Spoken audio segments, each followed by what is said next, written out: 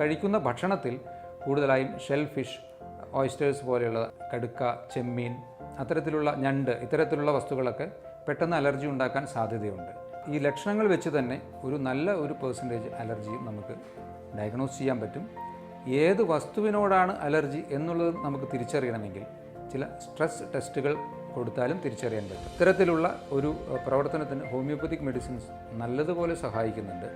അതുകൊണ്ട് തന്നെ അത് നല്ല രീതിയിൽ വ്യത്യാസം കൊടുക്കാൻ പറ്റും എനിക്ക് ഈ അവസരത്തിൽ പറയാനുള്ളത്. ഹലോ എവരിവൺ, ഞാൻ ഡോക്ടർ അഭിരാം. നിങ്ങളെല്ലാവരും ഒരുപക്ഷെ പലപ്പോഴും കേട്ടുപരിചയമുള്ള ഒരു വാക്കാണ് അലർജി, അല്ലേ? പലരും പറയലുണ്ട് എനിക്ക് ശ്വാസകോശ അലർജിയാണ് അല്ലെങ്കിൽ സ്കിൻ അലർജിയാണ് എന്നൊക്കെ നമ്മൾ സർവ്വസാധാരണമായി കേൾക്കുന്നതാണ്. ഞാനും പ്രത്യേകിച്ച് ക്ലിനിക്കിൽ സ്ഥിരമായി കേൾക്കുന്ന ഒരു വാക്കാണ് ഈ അലർജി എന്നുള്ളത്. ശരിക്കും പറഞ്ഞാൽ ഈ അലർജി എന്താണ് എന്ന് നിങ്ങൾ ചിന്തിച്ചിട്ടുണ്ടോ? ഇത് ഒരു മാരകമായേക്കാവുന്ന ഒരു അവസ്ഥ ഇതിനുണ്ടോ? അതോ എപ്പോഴും ഇങ്ങനെ തുമ്മലും അല്ലെങ്കിൽ ചെറിയ ചെറിയ ചൊറിച്ചിൽ അത്തരത്തിൽ മുന്നോട്ട് പോകുന്ന ഒരു അസുഖമാണോ? അല്ല എന്നുള്ളതാണ് ശരിയായ ഉത്തരം. അത് ചില അവസരങ്ങളിൽ നമ്മുടെ ജീവന് തന്നെ ഭീഷണിയായേക്കാവുന്ന ഒരവസ്ഥയിൽ എത്തിപ്പെടാൻ സാധ്യതയുള്ള ഒരു അസുഖമാണ് അലർജി എന്നുള്ളത്. ഇന്ന് ഈ വീഡിയോയിൽ അലർജിയുമായി ബന്ധപ്പെട്ട കുറച്ച് കാര്യങ്ങൾ പറയാമെന്നാണ് ഞാൻ ഉദ്ദേശിക്കുന്നത്. ശരിക്കും പറഞ്ഞാൽ ഒരു ചെറിയ തുമ്മൽ അല്ലെങ്കിൽ ചുമ, ഒരു മീഡിയം ടൈപ്പ് ഓഫ് ശ്വാസം മുട്ടൽ, തൊലിപ്പുറമെയുള്ള ചില ബുദ്ധിമുട്ടുകൾ എന്നതിലെല്ലാം ഉപരി എന്താണ് ഈ അലർജി എന്ന് നമ്മൾ ചിന്തിക്കുകയാണെങ്കിൽ ഇതിനെ അലർജി എന്ന വാക്കിൻ്റെ യഥാർത്ഥത്തിലുള്ള മീനിങ് ഡിസ്ലൈക്ക് എന്നാണ്, അല്ലെങ്കിൽ ഒരു വെറുപ്പ്, അല്ലെങ്കിൽ ഒരു വിരോധം. ശരിക്കും പറഞ്ഞാൽ ഇത് തന്നെയാണ് ഇതിൻ്റെ അടിസ്ഥാനപരമായ മെക്കാനിസം. കാരണം ശരീരം ബാഹ്യമോ ആന്തരികമോ ആയി അതുമായി കോണ്ടാക്റ്റ് വരുന്ന ചില പദാർത്ഥങ്ങളോട് കാണിക്കുന്ന ഒരു വിരോധം അല്ലെങ്കിൽ ഡിസ്ലൈക്കാണ് ശരിക്കും പറഞ്ഞാൽ അലർജി. ഇതിനെ നമ്മൾ ഹൈപ്പർ സെൻസിറ്റിവിറ്റി എന്നാണ് പറയുന്നത്. ശരീരം അമിതമായി പ്രതികരിക്കുന്ന ഒരു പ്രവണത കാണിക്കുകയാണ്. ഒരുപക്ഷെ നമ്മുടെ ഇമ്മ്യൂണിറ്റി അല്ലെങ്കിൽ രോഗപ്രതിരോധ പ്രവർത്തനം അധികരിക്കുകയാണ് ഈ ഒരു അവസരത്തിൽ ചെയ്യുന്നത്. പക്ഷേ അതുകൊണ്ട് ആ അലർജിയുള്ള വ്യക്തിക്ക് ഒരു ഗുണവും ഉണ്ടാകുന്നില്ല എന്ന് മാത്രമല്ല വളരെയധികം ദോഷങ്ങളുണ്ടാവുകയും ചെയ്യുന്നു. സ്ഥിരമായിട്ട് നമ്മൾ കാണുന്ന അലർജൻസായിട്ട് പറയുകയാണെങ്കിൽ പൊടി, പൂമ്പൊടി, ലാറ്റക്സ് ഉൽപ്പന്നങ്ങൾ, അത് റബ്ബർ റിലേറ്റഡ് ആയിട്ടുള്ള ഉൽപ്പന്നങ്ങൾ, അല്ലെങ്കിൽ ചിലതരം ഭക്ഷണ പദാർത്ഥങ്ങൾ, ഇതൊക്കെ ശരീരത്തിനകത്ത് പ്രവേശിക്കുമ്പോൾ ശരീരം അതിലെ ചില പാർട്ടിക്കിൾസിനെ ഒരു രോഗാണുവിന് സമാനമായ ഒരു വസ്തുവായിട്ടാണ് കാണുന്നത്. അതുകൊണ്ട് തന്നെ ശരീരം പെട്ടെന്ന് എന്തു ചെയ്യുന്നു? അതിനെ പുറന്തള്ളാൻ വേണ്ടിയിട്ടുള്ള ഒരുപാട് കെമിക്കൽ റിയാക്ഷൻസ് ഉണ്ടാക്കുന്നു. അപ്പോൾ ആ ഒരു ഇൻഫ്ലമേഷൻ എന്ന ആ ഒരു പ്രോസസ്സിൽ സംഭവിക്കുന്നത് നമ്മുടെ ശരീരത്തിലെ പ്രതിരോധ കോശങ്ങളായ മാസ്റ്റ് സെൽസ്, ബേസോഫിൽസ് എന്നീ കോശങ്ങൾ ഹിസ്റ്റമിൻ എന്ന ഒരു വസ്തു അമിതമായി ഉൽപ്പാദിപ്പിക്കുകയാണ്. ഈ ഹിസ്റ്റമിൻ്റെ ശരിക്കും പറഞ്ഞാൽ ആ ഒരു സമയത്ത് വരുന്ന ആക്ഷൻ നമ്മുടെ ശരീരത്തിലെ പല ഭാഗങ്ങളെയും ചുരുക്കുന്നു, കൺട്രാക്ഷൻ ഉണ്ടാവുകയാണ്. പ്രത്യേകിച്ച് ഈ ശ്വാസനാളങ്ങളെല്ലാം ചുരുങ്ങുന്നു. അതുമൂലം രോഗിക്ക് ശ്വാസതടസ്സം അനുഭവപ്പെടുന്നു. അതുപോലെ തന്നെ തൊലിപ്പുറമെ ഒരുപാട് തടിച്ചു പൊന്തുന്ന റിയാക്ഷൻസ് പാറ്റേൺസ് കാണുന്നു. വയറിനകത്ത് ബുദ്ധിമുട്ടുകൾ കാണുന്നു. അപ്പോൾ ഇന്ന് ഈ അലർജിയിൽ എന്തൊക്കെയാണ് അലർജിയുടെ അടിസ്ഥാന കാരണം ഞാനിപ്പോൾ പറഞ്ഞു. പിന്നെ ഇതുകൂടാതെ ഇതിൻ്റെ ലക്ഷണങ്ങൾ എന്തൊക്കെയാണ്, ഇത് ഏതൊക്കെ ഭാഗങ്ങളിലാണ് കൂടുതലായി കാണപ്പെടുന്നത്, എന്തൊക്കെയാണ് ഇതിൻ്റെ കോംപ്ലിക്കേഷൻസ്, ഇതിന് സമാനമായി ഉണ്ടായേക്കാവുന്ന മറ്റ് ലക്ഷണങ്ങൾ എന്തൊക്കെയാണ്, അതായത് ഡിഫറൻഷ്യൽ ഡയഗ്നോസിസ് എന്തൊക്കെയാണ്, പിന്നെ ഇതിന് നല്ല തക്കതായ ഒരു മാനേജ്മെൻറ്റ് ഉണ്ടോ, താൽക്കാലിക മാനേജ്മെൻ്റ് ആണോ അതോ പെർമനൻ്റായിട്ട് ഇതിനെ നമുക്ക് മാനേജ് ചെയ്യാനും ക്യൂർ ചെയ്യാനും പറ്റുമോ? ഈ ഒരു ചോദ്യത്തിന് ഞാൻ ആദ്യമേ ഒരു ഉത്തരം പറയട്ടെ, ഉണ്ട് എന്ന് തന്നെയാണ് എനിക്ക് ഉറപ്പിച്ച് പറയാൻ കഴിയുന്നത്. നല്ല രീതിയിൽ അലർജിയെ നമുക്ക് മാറ്റാൻ കഴിയും. അപ്പോൾ അലർജിയുടെ അടിസ്ഥാന മെക്കാനിസം എന്നുള്ളത് ആ ഹൈപ്പർ സെൻസിറ്റിവിറ്റി തന്നെയാണ്. ശരിക്ക് 4 ടൈപ്പ് ഓഫ് ഹൈപ്പർ സെൻസിറ്റിവിറ്റിയാണ് ക്ലാസിഫൈ ചെയ്തിട്ടുള്ളത്. ടൈപ്പ് 1, 2, 3, 4. ഈ 4 സാധാരണ ഇത്തരത്തിലുള്ള ശ്വാസകോശ അലർജി അല്ലെങ്കിൽ തൊലിപ്പുറമേ കാണുന്ന ചില അലർജികളൊക്കെ ടൈപ്പ് 1 ഹൈപ്പർ സെൻസിറ്റിവിറ്റിയിലാണ് ക്ലാസിഫൈ ചെയ്തിട്ടുള്ളത്. ഏതെങ്കിലും ഒരു ആൻറ്റിജൻ എന്ന് ആ 2 വാക്കുകൾ ഞാൻ അത് എക്സ്പ്ലെയിൻ ചെയ്തു തരാം. ആൻറ്റിജൻ എന്നത് ഒരു രോഗാണുവിന് സമാനമായ ഒരു രോഗാണുവായിരിക്കാം, അല്ലെങ്കിൽ രോഗാണുവിന് സമാനമായ ഒരു വസ്തു ശരീരത്തിലെത്തുമ്പോൾ ശരീരം അതിനെ പ്രതിരോധിക്കാൻ വേണ്ടി ആൻറ്റിബോഡി ഉൽപ്പാദിപ്പിക്കുന്നു. അതാണ് നമ്മുടെ ഇമ്മ്യൂൺ സിസ്റ്റം ചെയ്യുന്ന ഒരു പ്രവൃത്തി. ആൻറ്റിജനെ പെട്ടെന്ന് നശിപ്പിച്ച് ശരീരത്തിന് ഉണ്ടാകാവുന്ന ബുദ്ധിമുട്ടിനെ ഒഴിവാക്കാൻ വേണ്ടി ചെയ്യുന്ന ഒരു പ്രവൃത്തിയാണ് ആൻറ്റിബോഡി ഉൽപ്പാദനം. ഇതാണ് അലർജിയിൽ സംഭവിക്കുന്ന അടിസ്ഥാന കാര്യം. ഇനി ഈ അലർജിയുടെ ലക്ഷണങ്ങൾ ഏതൊക്കെയാണെന്ന് ചോദിച്ചു കഴിഞ്ഞാൽ നമുക്ക് ഒരുപാട് വ്യക്തികൾക്കുണ്ടാകുന്ന ലക്ഷണങ്ങൾ തുമ്മൽ, കണ്ണ് ചൊറിയുക, കണ്ണിൽ നിന്ന് അമിതമായി വെള്ളം വരിക, മൂക്കൊലിപ്പ്, മൂക്കടപ്പ്, തൊണ്ട ചൊറിയുക, ചിലർക്ക് ചെവി ചൊറിച്ചിലുണ്ടാകാം. ഇതെല്ലാമാണ് ഈ റെസ്പിറേറ്ററി അലർജിയുടെ പ്രാഥമിക ലക്ഷണങ്ങൾ. അതായത് ശ്വാസകോശവുമായി ബന്ധപ്പെട്ടുള്ള അലർജിയുടെ പ്രാഥമിക ലക്ഷണങ്ങൾ ഇതൊക്കെയാണ്. കുറച്ച് കഴിയുമ്പോൾ അല്ലെങ്കിൽ ചില വ്യക്തികളിൽ ഒരു പൊടി ഉള്ളിൽ കയറുമ്പോൾ തന്നെ ചിലപ്പോൾ ആ വ്യക്തിക്ക് ശ്വാസം മുട്ടൽ അനുഭവപ്പെടാനും സാധ്യതയുണ്ട്. അത് ചിലപ്പോൾ അധികരിച്ച രീതിയിലുണ്ടാവാം, അല്ലെങ്കിൽ നെഞ്ചിനൊരു ഭാരം പോലത്തെ ഒരു അവസ്ഥയുണ്ടാവാം. പ്രത്യേകിച്ച് രാത്രി കാലങ്ങളിലൊക്കെ ഇത് കൂടുതലായി വർദ്ധിക്കുന്നതായിട്ടും കാണാറുണ്ട്. ഒരു റെസ്പിറേറ്ററി സിസ്റ്റത്തിൽ വരുന്ന സാധാരണ അലർജിയുടെ പൊതു സ്വഭാവങ്ങൾ ഇതൊക്കെയാണ്. തൊലിപ്പുറമെയാണെങ്കിൽ നമുക്ക് കൂടുതലായി അവിടെ ഇവിടെ പുഴു കടിച്ച പോലെ തടിച്ചു പൊന്തുന്ന ഒരു അലർജിയാണ് കോമൺ ആയിട്ട് കാണുന്ന ഒരു അലർജി. അതിനെ നമ്മൾ അർട്ടിക്കേരിയ എന്ന പേര് ഉപയോഗിച്ചാണ് ഡിഫൈൻ ചെയ്തിട്ടുള്ളത്. അതാണ് തൊലിപ്പുറമേ വരുന്ന ഒരു സാധാരണ അലർജി, ടൈപ്പ് 1 ഹൈപ്പർ സെൻസിറ്റിവിറ്റിയിൽ. ഇതുകൂടാതെ ഡെർമറ്റൈറ്റിസ്, ചില വസ്തുക്കളോട് കോണ്ടാക്ട് ഡെർമറ്റൈറ്റിസ്, അത് ചില വസ്തുക്കളുമായി കോണ്ടാക്റ്റ് വരുമ്പോൾ അതിൽ ചിലപ്പോൾ സിമൻറ്റ്, അതുപോലെ ലാറ്റക്സ് ഉൽപ്പന്നങ്ങൾ, അല്ലെങ്കിൽ ചില മെറ്റൽസ്, നിക്കൽ പോലത്തെ, ക്രോമിയം പോലത്തെ മെറ്റൽസുമായിട്ട് കോണ്ടാക്റ്റ് വരുമ്പോൾ ചില വ്യക്തികളുടെ ശരീരം അമിതമായി അതിനോട് പ്രതികരിച്ച് ആ ഭാഗങ്ങൾ വല്ലാതെ ചൊറിഞ്ഞ് പൊട്ടി ചിലപ്പോൾ ദീർഘകാലം നിലനിൽക്കുന്ന എക്സിമ പോലത്തെ അസുഖങ്ങളുണ്ടാവാനും സാധ്യതയുണ്ട്. വയറിനകത്തും ഇതിന് സമാനമായ അലർജി റിയാക്ഷൻസ് ഉണ്ടാകാറുണ്ട്. ചിലപ്പോൾ ലൂസ് മോഷൻ പോലെയോ വയറുവേദനയായിട്ടോ എല്ലാം അത് പ്രത്യക്ഷപ്പെടാൻ സാധ്യതയുണ്ട്. ഇതുകൂടാതെ നമ്മുടെ സൈനസ് അറകളുണ്ട്. തലയോടിനകത്തുള്ള സൈനസ് വായു അറകളിലും ഇൻഫെക്ഷൻ വന്ന് സൈനസൈറ്റിസ് പോലത്തെ അവസ്ഥയായിട്ടും അലർജി പ്രസൻറ്റ് ചെയ്യാറുണ്ട്. ഇതെല്ലാമാണ് പൊതുവായിട്ട് നമ്മുടെ നിത്യമായ പ്രാക്ടീസ് ജീവിതത്തിൽ കൂടുതലായി കണ്ടുവരുന്ന അലർജി ലക്ഷണങ്ങളോ അല്ലെങ്കിൽ അലർജി വിഭാഗങ്ങളോ. കോമൺ അലർജൻസായി കാണുന്നത് ഏറ്റവും കൂടുതലായിട്ടുള്ളത് പൊടി തന്നെയാണ്. നമ്മുടെ അന്തരീക്ഷത്തിലേക്ക് ഒരുപാട് ഇപ്പോൾ ഉള്ളൊരവസ്ഥയാണ്. പ്രത്യേകിച്ച് അന്തരീക്ഷ മലിനീകരണമൊക്കെ ഒരുപാടുള്ളത് കൊണ്ട് തന്നെ പൊടി ഒരു സർവ്വസാധാരണ അലർജനാണ്. ഇതുകൂടാതെ മൈറ്റ്സ്, ചെറിയ ചെറിയ ഫംഗസ് പോലെയുള്ള ജീവികൾ, പിന്നെ ലാറ്റക്സ് പോലെയുള്ള ഉൽപ്പന്നങ്ങൾ, ചില ഇൻസെക്റ്റ് ബൈറ്റ്സ്. അത് ശരിക്കും പറഞ്ഞാൽ അലർജിയുടെ ലക്ഷണങ്ങളിൽ വളരെ ദൂരവ്യാപകമായി അല്ലെങ്കിൽ ലൈഫ് ത്രെട്ടനിങ് ആയിട്ട് വരാവുന്ന ബുദ്ധിമുട്ടുണ്ടാക്കുന്ന ഇൻസെക്റ്റ് ബൈറ്റ്സ്, ചിലപ്പോൾ ബീ സ്റ്റിങ്ങോ അല്ലെങ്കിൽ തേനീച്ച കുത്തിയാലോ കടന്നൽ കുത്തിയാലൊക്കെ ശരീരം ഒട്ടാകെ തടിച്ചു വീർത്ത് ചിലപ്പോൾ ഒരു തേനീച്ച കുത്തിയാൽ തന്നെ ആ രോഗിയുടെ ശരീരം അമിതമായി പ്രതികരിക്കുകയാണെങ്കിൽ ചിലപ്പോൾ ജീവഹാനി വരെ സംഭവിക്കാവുന്ന അവസ്ഥ ഉണ്ട് ശരിക്കും പറഞ്ഞാൽ അലർജിയിൽ. അതുകൊണ്ടാണ് ഞാൻ ആദ്യമേ സൂചിപ്പിച്ച അലർജി എപ്പോഴും ഒരു സിമ്പിൾ അസുഖമായി കണക്കാക്കാവുന്നതല്ല. അതായത് അലർജി ടെൻഡൻസിയുള്ള ഒരു വ്യക്തിയാണ് നമ്മൾ കണക്കാക്കുന്നത്. അല്ലാതെ ആ വ്യക്തിക്ക് ചിലപ്പോൾ ഉണ്ടാകുന്ന തുമ്മൽ മാത്രമല്ല, ചില അവസരങ്ങളിൽ ശരീരം അമിതമായി പ്രതികരിച്ചേക്കാം.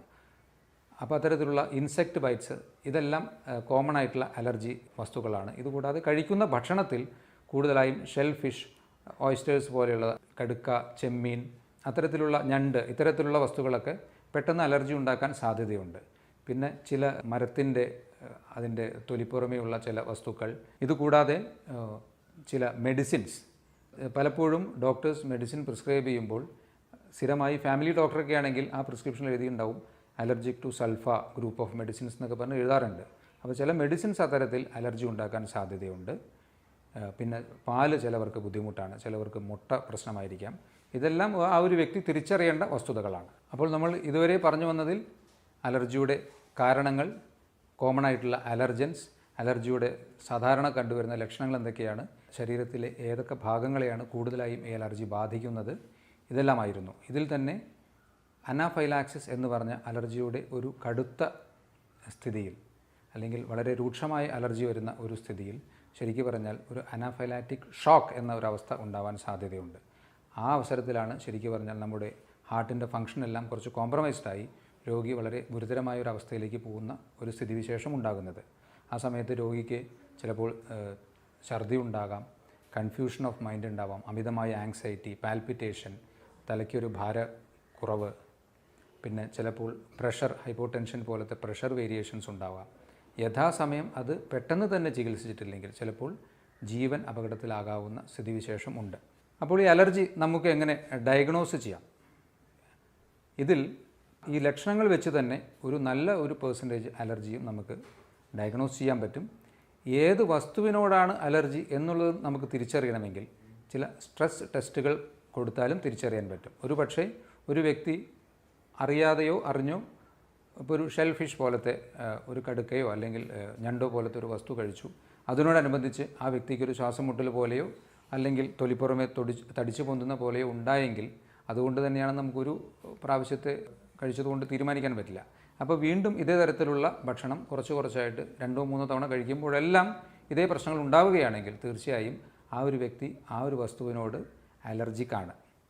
പിന്നെ ബ്ലഡ് ടെസ്റ്റിൽ കൂടുതലായും നമുക്ക് ഇസ്നോഫീലിയ എന്ന് പറഞ്ഞ ഒരു കൗണ്ട് ചിലപ്പോൾ കൂടുതലായിട്ട് കാണാൻ സാധ്യതയുണ്ട്. ഇതുകൂടാതെ അലർജി എന്നുള്ളത് ടൈപ്പ് 1 ഹൈപ്പർ സെൻസിറ്റിവിറ്റിയാണ് കൂടുതലായും. അതുകൊണ്ട് നമ്മുടെ ശരീരത്തിലെ പ്രതിരോധവാഹകരായ ഇമ്മ്യൂണോഗ്ലോബുലിൻസ് എന്ന് പറഞ്ഞ ഒരു ഗ്രൂപ്പ് ഓഫ് വസ്തുക്കളുണ്ട്. അതിലെ IgE എന്ന ഒരു സ്പെസിഫിക് ടെസ്റ്റ് നമുക്ക് ഈ ടൈപ്പ് 1 ഹൈപ്പർ സെൻസിറ്റിവിറ്റി ഉണ്ടോ എന്ന് തിരിച്ചറിയാൻ സഹായകരമാകും. അതിന് ഒരു നിശ്ചിത അളവിൽ കൂടുതലായി കാണുകയാണെങ്കിൽ ആ വ്യക്തിക്ക് അത്തരത്തിലുള്ള ഒരു അലർജി ഉണ്ടെന്ന് നമുക്ക് മനസ്സിലാക്കാൻ കഴിയും.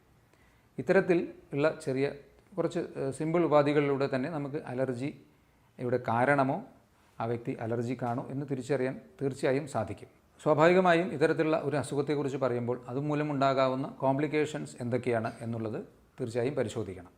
അതിലും വീണ്ടും ഇതേപോലെ തന്നെ നല്ല ഒരു സിവിയർ കോംപ്ലിക്കേഷനായിട്ട് വരാൻ സാധ്യതയുള്ളത് ആസ്തമ എന്ന അസുഖം തന്നെയാണ്. ബ്രോങ്കിയൽ ആസ്തമ, നമ്മുടെ ശ്വാസനാളങ്ങളെ ചുരുക്കുന്ന ഒരു അസുഖമാണ് ബ്രോങ്കിയൽ ആസ്തമ. അതുതന്നെയാണ് ഇതിൽ കുറച്ച് സീരിയസ് ആയേക്കാവുന്ന ഒരു പ്രധാനപ്പെട്ട അസുഖം.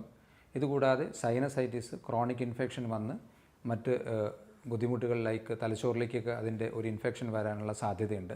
അപ്പോൾ സൈനസൈറ്റിസ് അതിൻ്റെ ഒരു കോംപ്ലിക്കേഷനായിട്ട് പറയാവുന്നതാണ്. പിന്നെ റിപ്പീറ്റഡ് നമുക്ക് ലങ് ഇൻഫെക്ഷൻസ് ഉണ്ടാവാം. സ്വാഭാവികമായും ആസ്മ പോലത്തെ ഒരു അസുഖം ക്രോണിക്കായിട്ട്, അതായത് ദീർഘകാലം നിലനിൽക്കുമ്പോൾ നമ്മുടെ ലങ്സിൻ്റെ ഫങ്ഷണൽ കപ്പാസിറ്റി തീർച്ചയായും കുറയും. അതുകൊണ്ട് തന്നെ ശരീരത്തിൻ്റെ ഓക്സിജനേഷൻ അല്ലെങ്കിൽ ഓക്സിജനെ പ്യൂരിഫൈ ചെയ്ത് പുറത്തേക്ക് വിടാനുള്ള ഒരു കപ്പാസിറ്റിയും ശരീരത്തിന് കുറയും.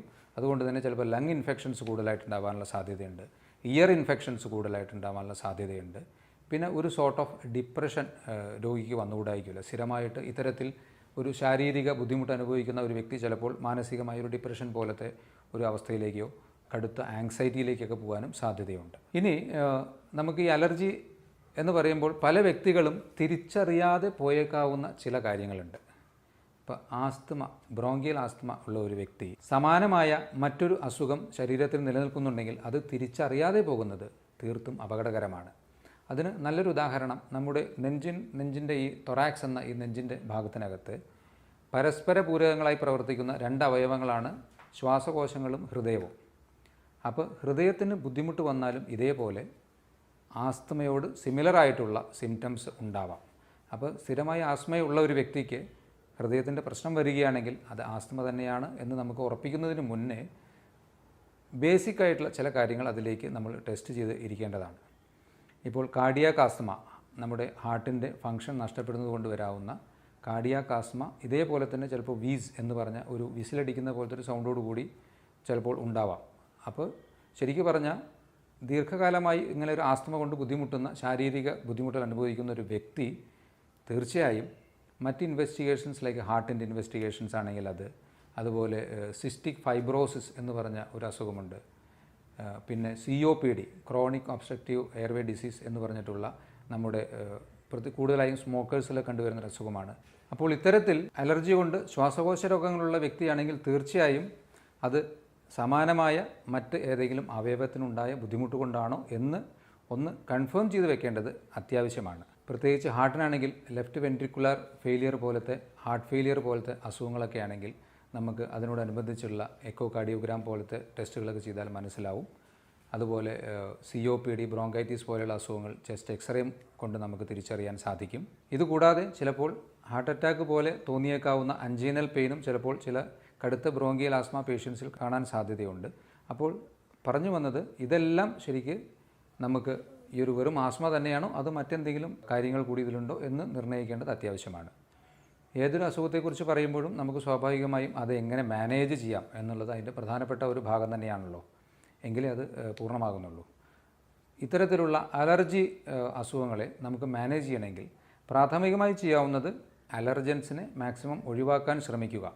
എന്നിരുന്നാലും ഇതിലൊരു പ്രായോഗികതര ബുദ്ധിമുട്ടുണ്ട്. പ്രത്യേകിച്ച് സിമ്പിൾ അലർജി വെറും പൊടി കൊണ്ട് മാത്രം ഉണ്ടാകുന്ന, ചിലപ്പോൾ വീട്ടിലെ ചില ചെറിയ വസ്തുക്കൾ പൊടി തട്ടി വയ്ക്കുമ്പോഴോ അല്ലെങ്കിൽ ഒരു കിടക്കവിരി കുടഞ്ഞു വിരിക്കുമ്പോഴൊക്കെ തന്നെ ചില വ്യക്തികൾക്ക് അമിതമായ തുമ്മൽ, ഒരുപക്ഷെ ശ്വാസം മുട്ടൽ വരെയൊക്കെ ഉണ്ടാവാൻ സാധ്യതയുണ്ട്. അപ്പോൾ അത്തരത്തിലുള്ള കാര്യങ്ങൾ മാനേജ് ചെയ്യുന്നതിൽ ഒരു പ്രായോഗിക ബുദ്ധിമുട്ടുണ്ട്. അതിന് തീർച്ചയായും മെഡിസിൻ്റെ സഹായം തേടാവുന്നതാണ്. കഴിഞ്ഞ കുറേ വർഷങ്ങളായി ഹോമിയോപ്പതി എന്ന വൈദ്യശാസ്ത്രത്തിൽ പ്രവർത്തിക്കുന്ന ഒരു ഡോക്ടർ എന്ന നിലയിൽ ശരിക്കും പറഞ്ഞാൽ സന്തോഷത്തോടു കൂടി എനിക്ക് പറയാൻ കഴിയുന്നത് അലർജി പോലെയുള്ള അസുഖങ്ങൾ ഹോമിയോപ്പതിയിൽ നല്ല രീതിയിൽ പൂർണ്ണമായി തന്നെ മാറ്റാൻ കഴിയുന്നു എന്നുള്ളതാണ്. എത്രയോ വർഷങ്ങളായി ഒരുപാട് ഇത്തരത്തിലുള്ള രോഗികളെ നോക്കാൻ സാധിച്ചു എന്നുള്ളതൊരു സന്തോഷം തരുന്ന വസ്തുത തന്നെയാണ്.